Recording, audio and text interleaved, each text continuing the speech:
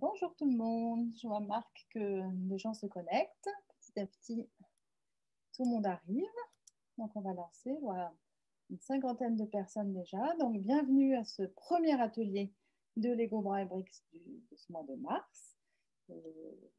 Comme la semaine dernière, je m'appelle Marie et voici Marc. Bonjour. Cette semaine, on est au même endroit tous les deux. Vous êtes 85, bravo. Donc pour ceux qui n'étaient pas là la semaine dernière avec nous, juste pour vous présenter un petit peu le concept, donc au cours des prochaines semaines, les 4 prochaines semaines, nous vous proposons une série de 10 sessions pratiques, cette fois, de 45 minutes, toutes différentes. La semaine dernière, nous avons eu 3 webinaires généraux sur l'apprentissage par le jeu, les Lego Braille Bricks et leurs concepts pédagogiques. Et donc, nous continuons cette série par 10 ateliers pratiques, amusants, on espère, pour découvrir des activités, catégorie par catégorie, regarder des enfants apprendre avec le braille, apprendre le braille avec ses briques, partager les trucs et astuces et construire ensemble des leçons complètes. Marc, nous avons le lien vers le site internet qu'on va pouvoir rajouter directement dans le chat maintenant. Hop, je le fais tout de suite. En direct. Voilà. Et puis, on vous expliquera un petit peu ce qui suit demain et après-demain à la fin de cette session. Rappelez-vous que ça dure 3 quarts d'heure, mais qu'on garde un quart d'heure à la fin pour ceux qui ont envie, pour des questions, des commentaires, des échanges. Si vous avez besoin de parler, de prendre la parole, vous voulez accéder au micro ou à la caméra, vous levez la main. Vous avez une petite icône justement qui s'appelle lever la main et on peut vous donner à ce moment-là l'accès à la caméra et au micro. Toujours pour dire que ces activités, ces sessions sont enregistrées et ça y est, on a eu l'accord. Donc, on va pouvoir les mettre en ligne sur la chaîne YouTube. Vous allez voir une liste apparaître qui va être intitulée French, ce qui veut dire français, et où du coup, vous aurez les webinaires qui se font actuellement en français. Toujours pour rappeler aussi qu'on travaille à la création d'un MOOC, un cours en ligne, où chacun pourra aller suivre ses séances à son rythme selon ses propres disponibilités. Je pense qu'on a fait un petit peu le tour. Alors, j'aurais déjà des gens qui se connectent et qui nous disent bonjour. Bonjour à tout le monde, où que vous soyez. On commence, comme d'habitude, par un petit sondage. Ça serait bien? Oui. Petit sondage pour démarrer sur votre profession. Vous pouvez y aller. Le pays dans lequel vous exercez. Et puis, ça nous intéressait un petit peu aussi d'avoir accès à quel webinaire vous avez assisté jusqu'à maintenant. Donc, on va vous laisser une petite minute pour le remplir. On est déjà une vingtaine de secondes. Ça y est, on a passé les 100 spectateurs. Et en attendant, on pourrait peut-être dire aussi si vous pouvez, en même temps que vous répondez, préparer, si vous avez déjà vos briques Lego Braille, les avoir à côté de vous pour manipuler un petit peu, ou si vous n'en avez pas, des Lego ordinaires feront l'affaire aussi.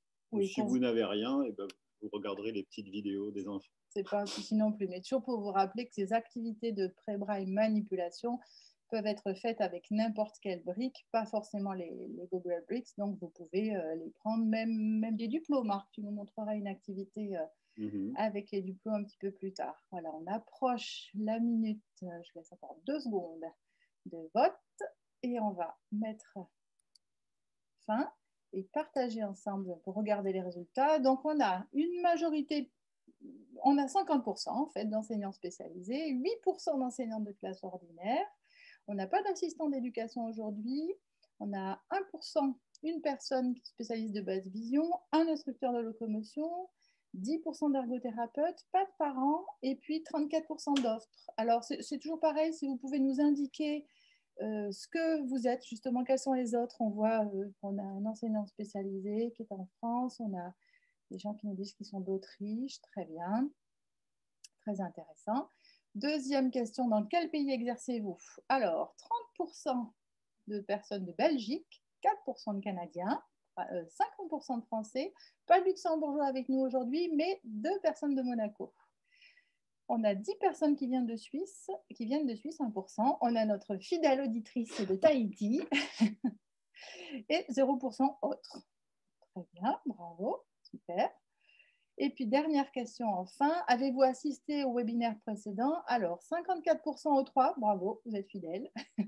18% ont pu en suivre 2 sur 3, 16% en ont suivi 1 sur 3, et on a 12% de nouveaux arrivants. Bienvenue donc. Bienvenue, oui. Voilà, ben on va commencer tranquillement. J'arrête le partage et je commence à partager l'écran avec vous de cette présentation d'aujourd'hui. Donc, vous allez voir cet atelier numéro 1 qui s'appelle manipulation. On va découvrir et explorer 2 activités de cette catégorie Pré Braille. Et pour commencer, un petit accès au site internet. Donc, quand vous êtes sur abracadabraille.org, vous savez que vous avez 2 façons d'accéder aux activités, soit en descendant dans la page principale, soit en allant cliquer directement sur Lego Braille Bricks. Là, vous avez 2 onglets, apprendre par le jeu ou fiche d'activité. Si vous cliquez sur fiche d'activité, vous retrouvez les 6 catégories qu'on vous avait déjà présentées, donc 3 catégories de pré-braille et 3 catégories de braille, ce qu'on a vu la semaine dernière. Pour un petit rappel rapide, dans pré-braille, vous avez la première catégorie qui s'appelle manipulation, celle qu'on va voir aujourd'hui, découvrir et s'habituer aux briques. La deuxième qui s'appelle orientation, donc là c'est apprendre à positionner les briques sur la plaque et être conscient que leur orientation est importante, ça sera demain. Et puis une très importante aussi qu'on aime beaucoup qui s'appelle constellation qui aura lieu mercredi, où on vous invite vraiment à venir parce qu'on va découvrir la cellule braille et comment elle est constituée. Donc aujourd'hui on parle de manipulation. Quand on clique dans manipulation, on retrouve les 15 activités.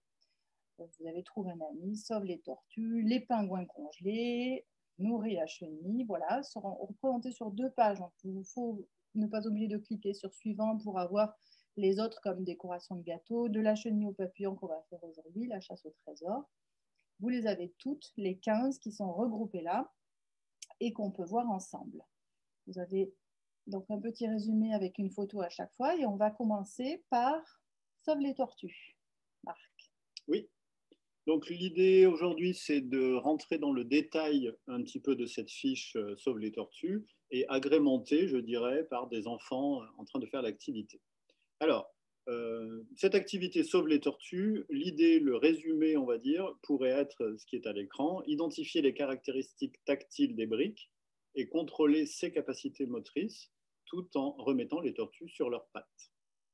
Alors, pour cela, on va regarder une première vidéo que je vais vous décrire, c'est par rapport à la préparation. Qu'est-ce qu'il faut en fait pour pouvoir faire cette activité? Alors, on voit donc Marie et Jouan, qui a 4 ans, qui est complètement aveugle, et ils sont en train de préparer ensemble l'activité. Donc Marie prend 10 briques au hasard, et on voit que Jouan l'aide en même temps. Et pour l'instant, ils mettent de manière au hasard ces 10 briques dans le bol. Voilà, donc ça c'était pour la préparation. Alors une chose importante par rapport à la préparation, ceux qui n'étaient pas là la dernière fois, on avait parlé de la rubrique qui s'appelle Comment préparer, qu'est-ce qu'il faut pour préparer les activités, et surtout pour vous dire que c'était vraiment une rubrique pour essayer de gagner un maximum de temps, parce qu'on sait très bien que soit vous avez le temps de préparer les activités chez vous avant d'arriver en cours, et bon, je dirais c'est parfait, tant mieux. Certains les mettent dans des petits sachets, d'autres dans des petites boîtes. Mais on sait que beaucoup de personnes sont itinérantes et vont pouvoir préparer l'activité que quand ils vont avoir accès à la boîte de l'enfant.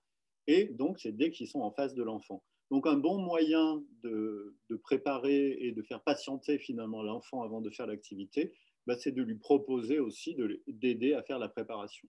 Donc là, la vidéo, elle fait même pas, je crois, elle fait 23 secondes exactement. Et vous voyez qu'en 23 secondes, Marie a eu le temps de préparer l'activité. Donc vraiment, ça ne prend pas beaucoup de temps. Alors, on va tout de suite passer, si j'arrive à trouver sur quel bouton appuyer, merci, à la vidéo d'après, où là, on va donc voir Jouan en train de faire l'activité sous les conseils et les consignes de Marie. Juste pour vous dire, il y a un sous-titrage en anglais, mais donc comme elle est en français, évidemment, vous pourrez apprécier les discours de Marie et de Jouan. D'accord, pour la une tortue. Et on imagine que la tortue, pour la sauver, il faut la mettre à l'endroit avec la carapace tout en haut, comme ça. Si elle est comme ça, elle est sauvée. Si elle est à l'envers, elle risque d'être très malade, voire même de mourir parce qu'elle ne sait pas se remettre à l'endroit. Tu peux la remettre à l'endroit. Sauvée. Tu la mets à l'envers, la tortue, sur la table. Tu veux voir? Enlève tes doigts que je la vois bien.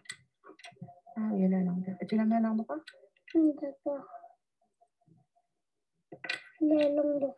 Elle est comment? Elle est? Là, elle est à Elle l'endroit. est sauvée. Elle est sauvée. Super.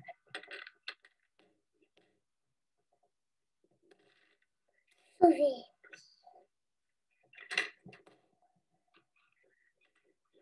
Oui, papa, oui.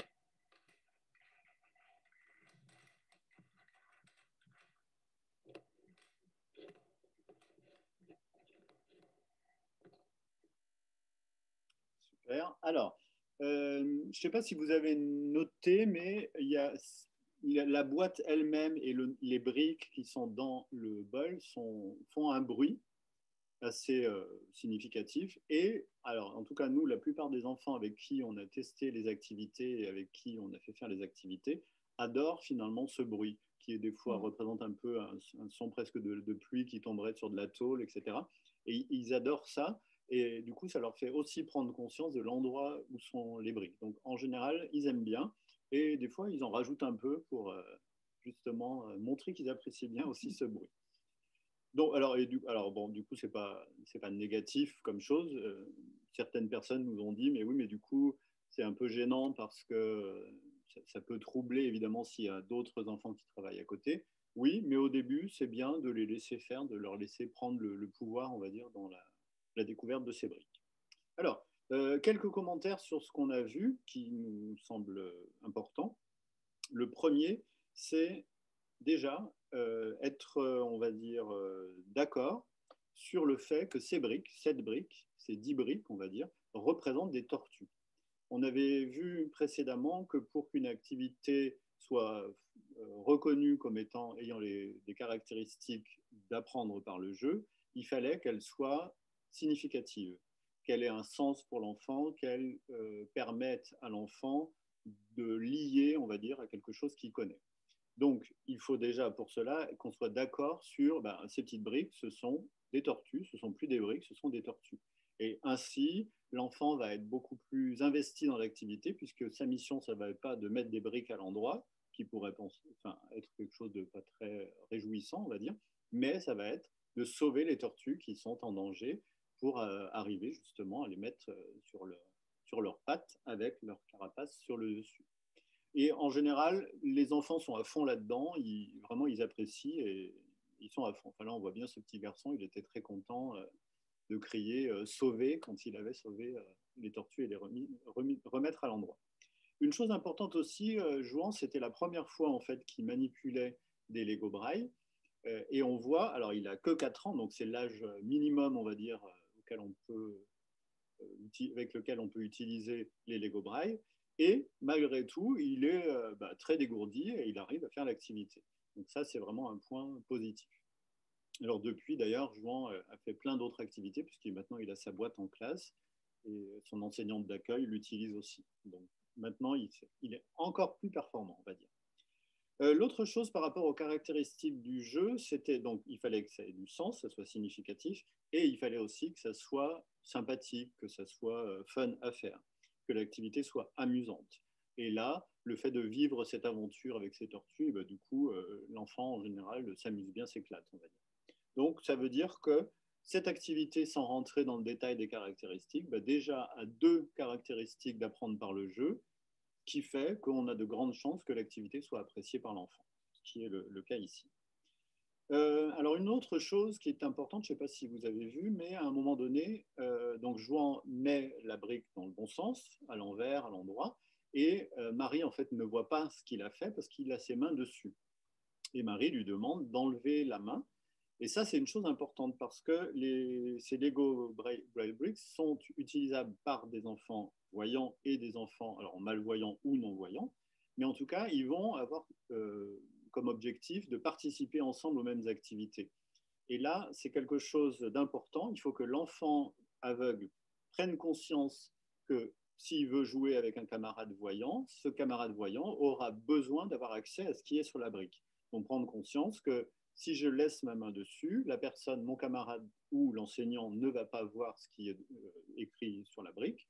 ou alors même si elle est dans le bon sens, et donc je vais avoir besoin d'enlever la brique, d'enlever ma main de la brique. Et pareil, dans l'autre sens aussi, l'enfant voyant devra prendre conscience, alors quand je dis enfant voyant, c'est aussi l'enseignant ou les AESH par exemple, ça va être de se dire, eh bien, l'enfant déficient visuel va prendre plus de temps pour explorer la brique, il va avoir besoin également de positionner sa main sur la brique, évidemment, et donc c'est, on va dire, apprendre à vivre ensemble presque et à collaborer pour que chacun puisse à égalité faire les activités. Donc en général, ça se passe bien, mais ils ont besoin d'en prendre conscience. Si on ne leur dit pas, bah, ce n'est pas inné. Évidemment, si j'ai besoin de mettre mes mains dessus pour lire, bah, forcément, la personne voyante ne peut pas lire ce qui est écrit dessous. Donc ça, en général, ça se passe bien. Le dernier point sur cette petite vidéo, bah, c'est exactement ce qu'on voit à l'image. On voit jouant avec sa main dans le bol. Et ça, c'est une chose importante, puisque en fait, il s'aperçoit que l'activité est finie tout seul, puisque le bol est vide. Et alors souvent, ces activités peuvent être faites par les enfants seuls aussi. On peut très bien imaginer qu'on demande à Jouan de faire son activité tout seul dans son coin, comme une activité de classe. Et auquel cas, on n'a pas besoin de lui dire, bah là, ça y est, ton activité est finie. Il le sait lui-même, puisque la main dans le bol, et on voit qu'il n'y a plus de briques, et donc l'activité est finie. Donc voilà, l'importance du bol qui n'est pas juste un simple contenant, mais un vrai médiateur, on va dire, pédagogique dans l'activité. Alors, si on regarde la diapositive d'après, tu me dis d'appuyer 2 fois, mais ça ne marche jamais. Pourtant, j'ai bien respecté la consigne. Du coup, par rapport à la fiche d'activité, alors si chez vous, vous avez donc 10 briques, soit Lego Braille, soit des briques classiques, vous pouvez en même temps que je parle essayer de faire l'activité, alors si possible en fermant les yeux, parce que c'est quand même un peu l'objectif du jeu. Juste vous lire la consigne et vous rappeler que dans la partie jouons, on s'adresse directement aux enfants en leur donnant les consignes telles qu'ils doivent les faire pour faire l'activité. Donc, pour ceux qui n'ont pas accès à l'écran chez vous, je vous les lis. Aide les tortues à se remettre sur pied, le côté des briques avec les picots et leur carapace. Choisis une tortue, trouve la carapace de la tortue avec les picots, place la tortue sur la table avec les picots vers le haut. Et après, pour que l'activité soit sympathique, on peut aussi demander à l'enfant de jouer avec ces tortues, de vivre une aventure avec. Alors, logiquement, pour faire l'activité, c'est pareil, le temps moyen, on va dire, est à chaque fois donné sur la fiche, mais c'est toujours un temps indicatif. Là, si vous le faites chez vous, vous pouvez voir qu'en 2 minutes, vous avez pu mettre les briques à l'endroit, même les yeux fermés. Bon, les enfants, au départ, ça va prendre un peu plus de temps, mais c'est quand même une activité assez rapide. Alors, donc je ne reviendrai pas sur la partie préparation, puisqu'on l'a déjà évoqué, mais sur la partie pour bien réussir, il y a une chose, juste pour vous rappeler un petit peu pourquoi on a mis cette partie-là, c'est pour aider, on va dire, les enseignants qui n'ont pas l'habitude de travailler avec des enfants déficients visuels, ou les parents à la maison qui reprennent l'activité en tant que devoir, par exemple, donc en mettant à chaque fois des petits conseils. Le premier, par exemple, ici, demander à l'enfant de sentir la différence entre le haut avec les picots et le bas avec les trous. Il y a toujours, en fait, sur ces briques-là, 3 trous que l'on sent bien puisque le doigt de l'enfant peut rentrer carrément dedans. Et ça peut être un moyen de lui dire, eh bien, ça paraît évident pour nous de remettre une brique à l'endroit, ce que ça veut dire, mais un enfant qui n'a jamais joué avec des Lego ne va pas le savoir. Et important donc de lui dire que le bas, ça se fait de cette manière-là, il y a les creux, alors que les picots se trouvent sur le dessus. Et en général, très rapidement, on va dire l'activité va pouvoir se faire. Alors, donc cette activité, vous voyez, est prévue pour 5 minutes. Et en général, on peut faire 1-2 fois l'activité, mais pas plus, parce que l'enfant va, on va dire, assez rapidement, dans la même journée, je veux dire, l'enfant va assez rapidement se lasser de faire tout le temps la même chose. Donc, important de varier les activités. Et après, la fois d'après, on peut l'utiliser comme échauffement, par exemple. Alors, dans la partie variation possible, on a une des possibilités, je ne vais pas tout vous lire, mais une des possibilités, c'est si les enfants ont beaucoup de difficultés avec ces briques nouvelles, eh bien d'utiliser des duplos, donc qui sont, pour ceux qui ne connaissent pas, en gros des Lego, mais de grande taille, exactement avec le même principe, avec les picots et les trous sous le dessous, qui sont beaucoup plus faciles parce qu'ils sont plus grands.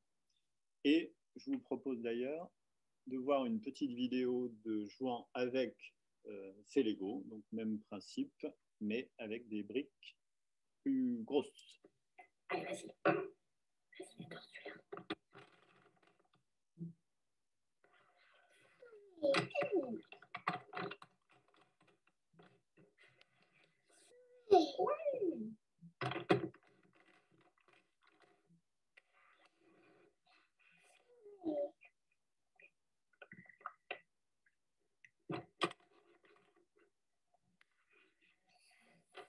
Je suis ma tortue.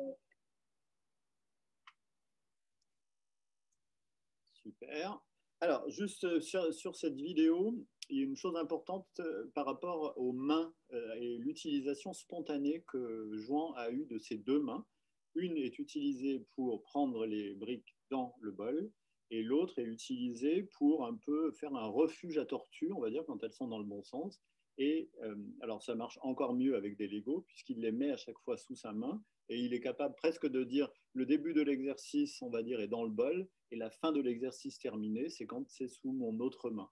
Et spontanément, on lui a rien dit, en fait, il a trouvé cette possibilité-là.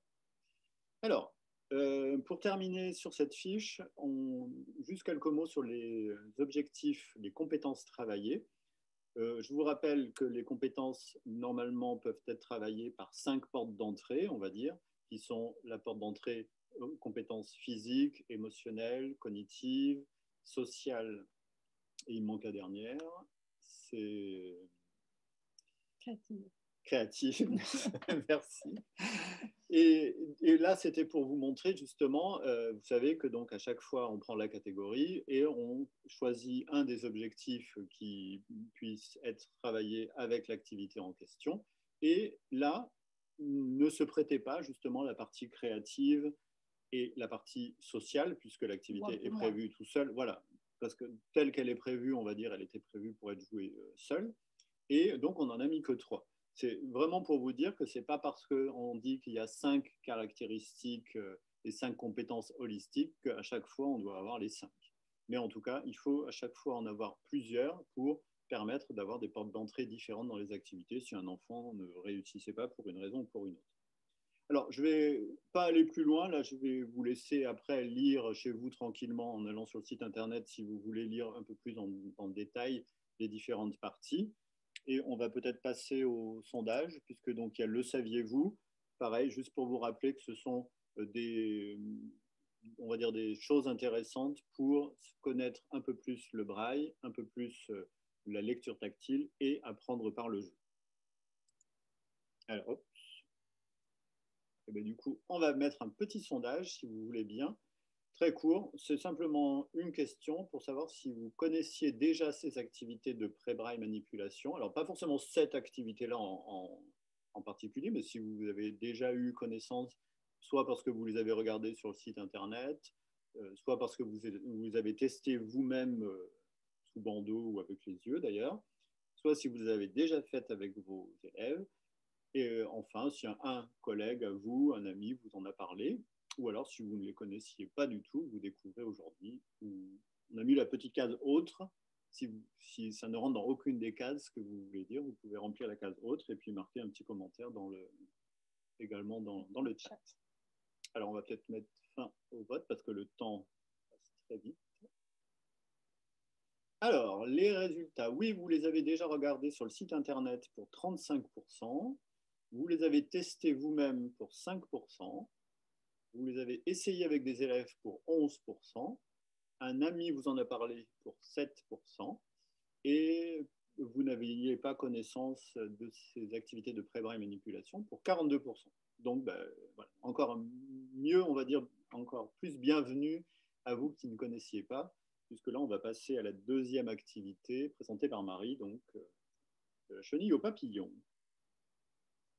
Alors, j'essaie juste d'enlever le sondage. Du coup, une autre activité, comme dit Marc, de cette catégorie pré-braille, qui est là pour nous aider à développer la motricité fine, reconnaître les relations spatiales par l'imagination et l'histoire d'une chenille. Donc, comme disait Marc tout à l'heure, on est vraiment là encore dans essayer d'avoir quelque chose de significatif et de pouvoir aussi discuter après avec les enfants, avec les élèves de qu'est-ce que c'est qu'une chenille, un papillon, comment ça se transforme et du coup aller au-delà de simplement manipuler ces Legos.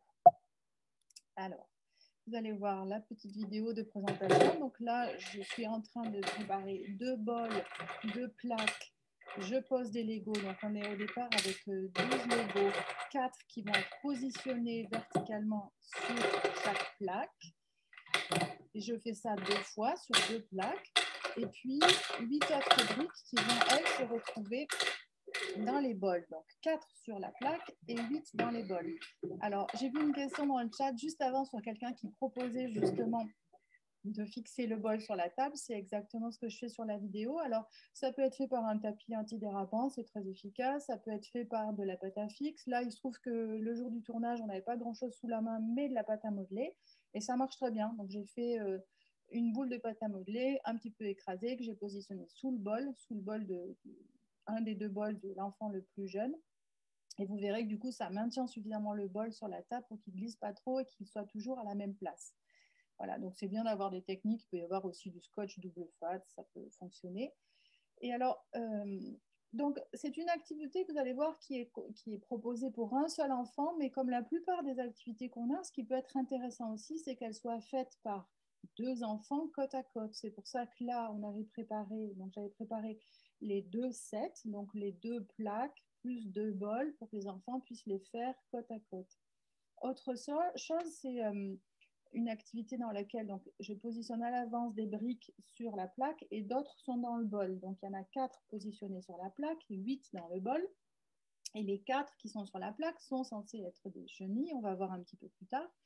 Et vous noterez que j'ai choisi exactement la même couleur. Les 4 sur la plaque sont jaunes parce que il se trouve qu'on connaît les enfants avec qui ces vidéos ont été tournées, on les connaît depuis longtemps, et donc je sais qu'un des 2 a accès à la couleur. Et du coup, c'est intéressant justement que ça puisse lui servir. Donc j'ai choisi 4 briques jaunes, ça fait un contraste qui est intéressant avec la plaque, et il va pouvoir du coup s'appuyer là-dessus pour aller un petit peu plus vite et repérer ses chenilles. Voilà, donc c'est intéressant. Et du coup, dans le bol, je n'ai pas mis de chenilles jaunes justement pour pas que ce soit gênant pour lui. Voilà, donc c'est cette histoire de Caterpillar, en anglais ça s'appelle Caterpillar to Butterfly, donc de la chenille au papillon. On est parti là-dessus parce que justement c'est une histoire extrêmement connue dans beaucoup de pays, cette histoire de la chenille qui fait des petits trous un peu partout. Et j'imagine que vous connaissez. Oui, je vois que Géraldine dans le chat, alors elle ne le dit pas à tout le monde, elle le disait qu'à nous, mais en tout cas, elle a utilisé justement cette activité en introduisant avec l'histoire de la petite chenille qui faisait des trous. Voilà, c'est quand même une activité qui est très souvent, un livre qui est très souvent lu. C'est un livre aussi dans lequel les trous sont de plus en plus gros ou petits, ça dépend dans quel sens on le prend. Un livre qui a un côté tactile, donc les enfants en général ont cette notion-là. Et du coup, c'était intéressant au niveau significatif de pouvoir le lier aussi après à un livre, à une histoire, et que ce ne soit pas qu'une activité comme ça. Alors, voilà, vous avez à l'écran une photo de la plaque avec les 4 briques positionnées. Donc, l'idée aussi, c'était, alors on est dans des enfants qui apprennent à manipuler, qui pour l'instant ne connaissent pas le braille ou les activités braille, la lecture en braille, mais quand même, ça peut être intéressant quand c'est vous qui installez la plaque, de positionner les briques dans le bon sens. Là, il se trouve que j'ai pris 4 fois la lettre E et j'ai positionné les briques verticalement, mais aussi dans le bon sens, c'est-à-dire qu'on peut lire le E si on veut et si on y a accès. C'est quand même toujours intéressant, même si les enfants n'ont pas cette connaissance-là, de le mettre dans le bon sens et dans le bon ordre pour que ça puisse aussi rentrer, et ça les aide toujours de comprendre et de sentir que les picots sont toujours en haut de la brique et en bas, le bas est toujours bien vide et que c'est là que se trouve le caractère imprimé. Voilà l'intérêt. Alors, juste une petite chose avant que tu continues, si je ne dis pas de bêtises. Quand vous écrivez dans le chat, j'ai l'impression que vous n'avez pas coché la case pour que tout le monde puisse voir. c'est beaucoup adressé aux panélistes. Oui. Alors, je ne sais pas comment c'est écrit en français, mais méfiez-vous, ça peut être soit une question pour tout le monde, soit une question qui nous est juste adressée. Oui, panéliste, c'est que nous, on va dire. Oui. Et et pensez à cocher la case aussi participants. Voilà. Comme ça, tout le monde peut avoir les Et puis, alors, les échanges. On fait bien attention au chat, donc on garde les questions pour la fin, que ce soit Marc et moi, on les lit et on les garde un petit peu en tête pour pouvoir y répondre à la fin de ces 3 quarts d'heure, dans un quart d'heure encore même. Donc, si on commence cette activité, l'explication de cette activité, c'était donc explore la plaque pour trouver les 4 chenilles, aide-les à se transformer en papillons en ajoutant 2 ailes prises dans le bol, une de chaque côté de leur corps, et imagine et raconte l'histoire de ces chenilles. Que s'est-il passé? Que se passe-t-il maintenant? Donc on va, au-delà de juste l'activité, on essaie vraiment de faire rentrer les enfants dans le langage pour voir avec eux qu'est-ce qu'ils peuvent imaginer, comment ils peuvent créer à partir de cette situation-là, et inventer justement une histoire et du coup travailler aussi donc la créativité, mais le langage, le partage, la discussion, des choses comme ça. C'est pour ça aussi que c'est intéressant d'avoir les 2 enfants qui font l'activité côte à côte. Alors on va avoir directement une petite vidéo avec les 2 enfants en question. Alors, j'ai mis 4 chenilles. On a les chenilles. Ok. Il faut venir mettre des ailes de chaque côté des chenilles. Leur mettre 2 ailes aux chenilles. Avec les ailes qui sont là. Non, tu as trouvé une chenille là? Allez, mets-lui des ailes. Allez, là, ta chenille, elle est toute seule, il lui faut 2 ailes. Viens chercher les ailes. Bravo. Là.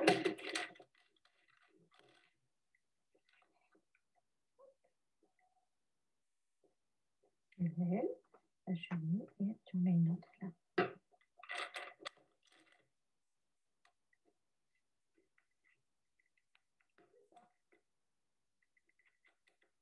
Bravo.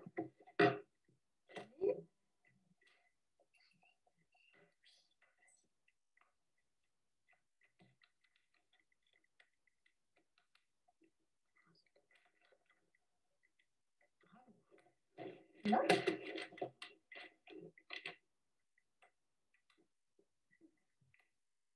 Super. Bravo. Plus d'ailes. Voilà, alors les 2 ont réalisé l'activité et je ne sais pas si vous avez eu le temps de faire attention. Au départ, du coup, les 2 enfants ont des âges très différents et Tao, qui lui est plus grand, se débrouille tout seul pour faire l'activité. Il connaît déjà le braille et c'est un bon lecteur, mais il était intéressé par faire cette activité-là. C'est souvent ce qu'on va dire et répéter que même ces activités très faciles de manipulation, elles peuvent être proposées à des plus grands qui n'ont pas des besoins de travailler justement tout ce qui est manipulation, motricité fine, mais ça peut aussi être des activités d'échauffement, des petits rappels, ou justement pour travailler encore un peu plus sur une compétence spécifique qu'on veut les aider à développer. Donc là, lui étant grand, ben, je le laisse se débrouiller tout seul. Et Juin, par contre, est donc beaucoup plus jeune, il a 4 ans, c'est pas facile pour lui. La situation du tournage, elle a été aussi un petit peu, pas compliquée, mais le temps était court. C'était la première fois qu'il avait accès au Lego, donc il fallait, pour avoir un résultat, pour pouvoir vous proposer une vidéo, essayer d'optimiser le temps et d'aller vite. Donc, il n'a pas eu beaucoup de temps de découvrir tout seul. C'est pour ça qu'au départ, si vous avez remarqué, je me positionne vraiment derrière lui et je lui prends les bras pour lui faire explorer cette plaque plus rapidement. L'idéal, ça aurait été de lui laisser le temps de trouver tout seul, mais du coup, je ne lui prends, on ne peut pas dire je lui prends les bras, en fait, je lui prends l'arrière des avant-bras, plutôt au niveau des coudes, voire des avant-bras, et j'essaie de le guider un peu pour lui faire explorer cette plaque et découvrir où sont les briques un peu plus rapidement. Voilà, et c'est une guidance avec quelque chose d'assez léger. La prise que j'ai sur lui, elle est légère. Je me positionne derrière lui pour justement impliquer le mouvement dans ses bras plutôt que le lui faire faire. Et donc, j'impulse un peu, je pousse sur ses avant-bras et ses coudes. Et du coup, ça lui donne aussi dans son schéma corporel ces notions-là et ces idées. Et ça enregistre pour lui les mouvements à effectuer pour venir explorer cette plaque. Et pareil pour lui faire toucher qu'il va y avoir une aile de chaque côté à positionner par rapport à ses chenilles. Donc l'idée, c'est qu'il y a des briques verticales et ils vont venir poser 2 briques horizontales de chaque côté, horizontales ou pas d'ailleurs, vous verrez que c'est eux qui choisissent, mais ils viennent mettre ce qu'ils pensent être des ailes à ses chenilles. Et donc c'est aussi ce qui est intéressant du coup, c'est d'aider cette exploration si on est un petit peu pressé ou si l'enfant est en difficulté. Alors, de l'impulser plus que de la guider complètement et de lui donner voilà, les mouvements à faire et à pratiquer pour lui, après tout seul, en autonomie, être capable de le faire. C'est trop souvent ce qui suffit, hein, de juste un peu impulser. Et en même temps, on verbalise ce qu'on est en train de faire. On verbalise qu'il va falloir qu'il y ait une aile à gauche et une à droite. Du coup, même s'il ne connaît pas encore la gauche et la droite, eh ben, ça va s'ancrer aussi parce que je lui touche son bras gauche quand je dis gauche et je touche le droit quand je dis droit. Donc, au bout d'un moment, toutes les choses rentrent. On est vraiment aussi dans le développement des compétences avec cet aspect physique qui est important et spatial. Et ensuite, ce que je disais, donc, c'est que les choses ne sont pas trop figées, pas trop d'instructions comme Marc a expliqué la semaine dernière. Il y a vraiment une nuance entre le jeu avec beaucoup d'instructions et le jeu libre. Là, ils savent qu'ils vont devoir faire 2 ailes de chaque côté du papillon. Et à eux de choisir, ils ont quand même la liberté de choisir comment ils vont mettre ces ailes. Est-ce que ça va être justement les 2 horizontales, les 2 verticales ou comme ils veulent. Et je ne sais pas si vous avez remarqué que justement Tao, le plus grand, à un moment donné, il est un peu embêté parce que les Lego ne lui laissent pas faire ce qu'il a envie de faire, c'est-à-dire positionner ses ailes de façon un peu plus jolie. Donc je crois qu'on a une vidéo, elle arrive un peu plus loin. Vidéo. Bon, vous verrez ça, une vidéo un petit peu plus tard, justement, pour, à un moment donné, il a envie de les mettre en diagonale. Ben voilà, on est à, donc, le premier point de pour bien réussir était celui-là, et il est indiqué qu'il se peut que les enfants trouvent plusieurs façons de positionner ses ailes, et que c'est super parce que cette créativité doit être encouragée, et ça va être justement intéressant de pouvoir en discuter après, de commencer un papillon, comment sont les ailes, et comment on peut les montrer sur une plaque. Ah ben voilà la petite vidéo de Tao. Donc il essaie de les mettre toutes les 2 horizontales, il les décale et il cherche à les mettre en diagonale et il n'est pas content parce que la plaque ne le laisse pas faire. Voilà. Donc il avait envie d'inventer un système supplémentaire, mais malheureusement, ce n'était pas possible. Alors, une autre chose qu'on a trouvé intéressante de rajouter, c'est que ça peut être intéressant de demander à l'enfant d'imiter un papillon et de bouger ses ailes pour 2 choses. D'abord, pour qu'il puisse nous montrer et faire ce mouvement et du coup impliquer son corps dans l'action, et puis aussi pour vérifier qu'il a une connaissance de comment ça peut être ce papillon, comment on peut être ce papillon, où sont positionnées les ailes par rapport au papillon et comment il va pouvoir les bouger. Donc c'est à double sens. Et là, on a eu donc Tao, le plus grand des 2 garçons, qui a gentiment bien voulu nous aider dans la vidéo et demander à son camarade de jouer le papillon. Voilà, je laisse la vidéo. Je vais t'apprendre comment ça fait un papillon. Donc ça, tu vois là, c'est ton corps, d'accord? Oui, et ça c'est mon dos. Un papillon. Les bras, c'est comme ça. Alors vas-y, tiens-les comme ça. Et maintenant, tu les secoues comme ça. Voilà, une naissance d'un petit papillon. Et ça, c'est la chenille. Et le papillon, il est comment? Il a des ailes qui poussent. Ouais. Et la chenille? La chenille. Hop. Et le papillon? Super. Voilà, alors vous avez un petit extrait là où on voit justement Jouan qui essaie de battre les ailes avec ses bras et qui donc mime ses ailes en imaginant que ses bras sont les ailes. On avait évidemment à l'avance discuté de ça, regardé des représentations en relief sur un livre d'un papillon. Et puis l'idéal, c'est aussi d'avoir d'autres types de papillons en 3 dimensions, si possible, comme ces petits animaux qu'on peut trouver en plastique, ou en fabriquer un pâte à modeler, ça peut être intéressant aussi. Tout ce qui justement aide à cette représentation, parce que Tao, lui, savait ce qu'est un papillon et comment on le représente, notamment avec ses Lego, du coup avec 2 briques horizontales. Jouant pour lui, c'était compliqué. Du coup, l'idée, c'était vraiment de passer par tous les médias possibles et tous les supports possibles pour être sûr que ils puissent intégrer ça et qu'ils se construisent aussi cette image de la chenille qui, elle, ne correspond qu'à une seule brique, et puis du papillon avec les ailes sur le côté qui pourront être en mouvement. Et c'est vraiment bien là qu'on voit la différence aussi entre les deux et entre Tao qui a eu cette représentation du papillon avec les ailes pas forcément horizontales ou verticales, mais qui pouvaient être en diagonale. Alors que Jouan, lui, n'a pas cherché ça parce que ce n'était pas non plus dans la représentation. Voilà. Et puis, c'était intéressant. On a trouvé aussi intéressant d'avoir cette activité avec ces deux enfants-là qui n'ont pas du tout le même âge, mais qui peuvent justement partager des choses ensemble et puis vivre ce moment de pédagogie à deux. Et c'était bien plus riche aussi de voir Tao le faire avec Jouan. Comme ça nous permettait de vérifier aussi que lui avait bien tous les prérequis et tous les acquis par rapport à cette représentation de la chenille et du papillon. Alors, évidemment, il y a des variations possibles. D'ailleurs, tiens, c'est écrit pour bien réussir, mais on parle des variations. Donc, on peut changer le nombre de briques. On peut tout à fait proposer d'ajouter des ailes plus larges, de faire de plus en plus des papillons de plus en plus gros, voire même de les faire en volume. On pourrait leur proposer de les ajouter, de les superposer. Enfin, tout un tas d'idées possibles. Et puis, je vous disais aussi d'aller avec de la pâte à modeler, diversifier les idées. Si vous en avez, partagez-les, ça sera bien volontiers. Et puis, si on parle des compétences qui sont travaillées, là, on retrouve les 5 catégories. C'est vrai, comme disait Marc, souvent, on a choisi vraiment de mettre les compétences qui nous paraissaient les plus intéressantes. Ça ne veut pas dire qu'il n'y en a pas d'autres qui sont travaillées, même de la liste. Il y en a certainement, il y en a beaucoup d'autres. Mais là, on voulait vraiment les sortir. Et il se trouve que dans cette activité, il y en a 5. Les 5 donc, qui sont physiques, créatifs, cognitifs, émotionnels et sociaux. Et on retrouve une compétence dans chacune des catégories. Vous avez par exemple la compétence physique qui est développer les capacités motrices et le langage corporel. Donc cette activité permet justement de travailler ces aspects-là.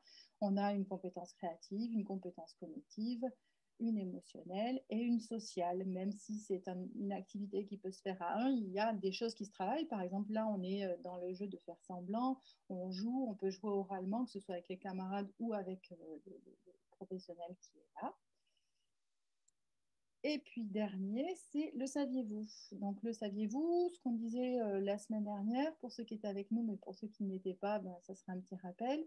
Ce sera même pas un rappel la première fois. Donc il peut y avoir 2 types de le saviez-vous.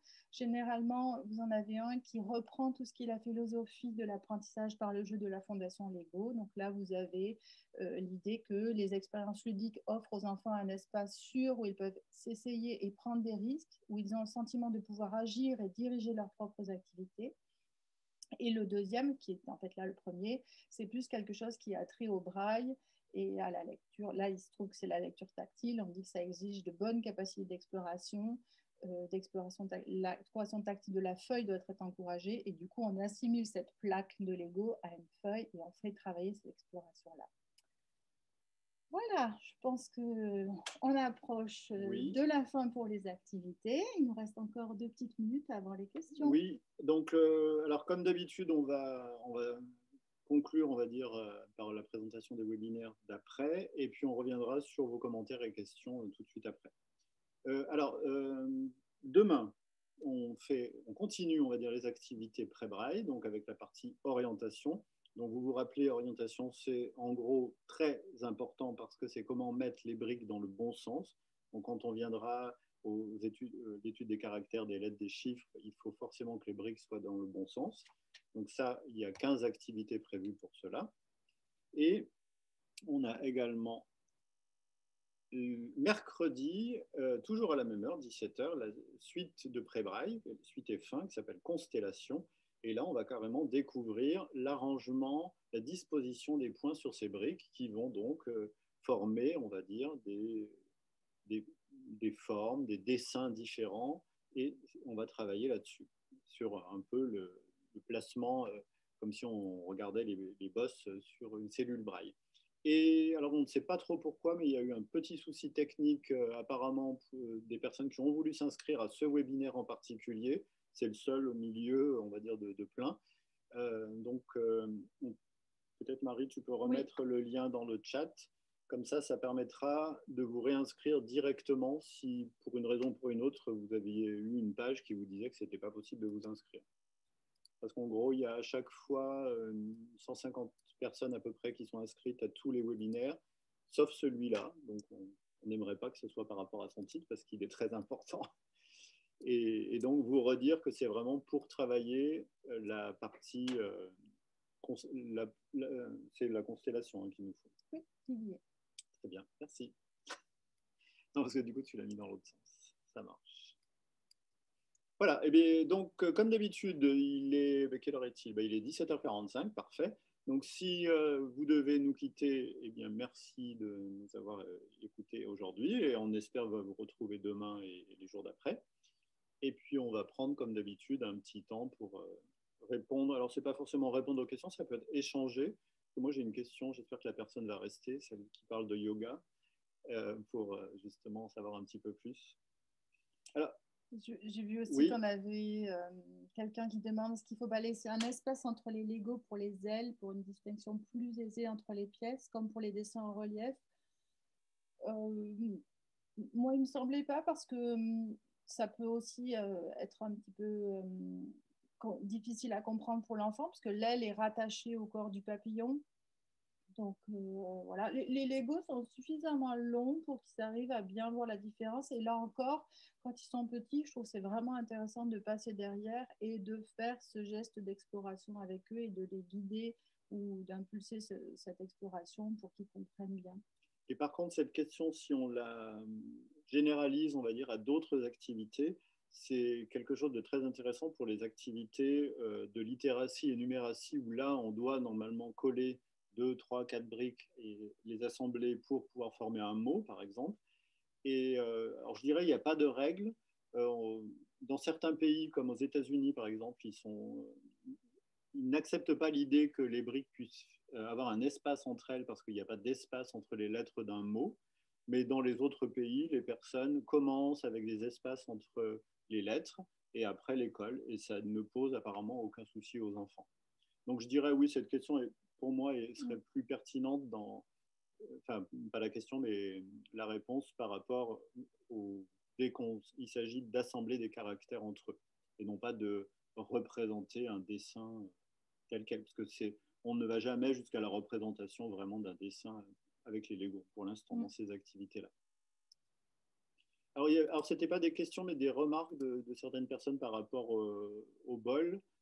Du coup, bon, Marie, tu en as parlé pas mal, mais il y a aussi une personne qui disait qu'il y avait des bols en puériculture, où il y avait carrément des ventouses.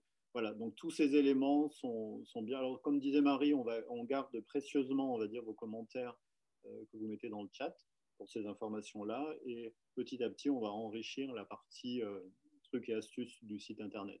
Donc, merci en tout cas pour vos remarques. Et alors, je ne sais pas si la personne, je ne sais pas si on peut donner la parole à la personne.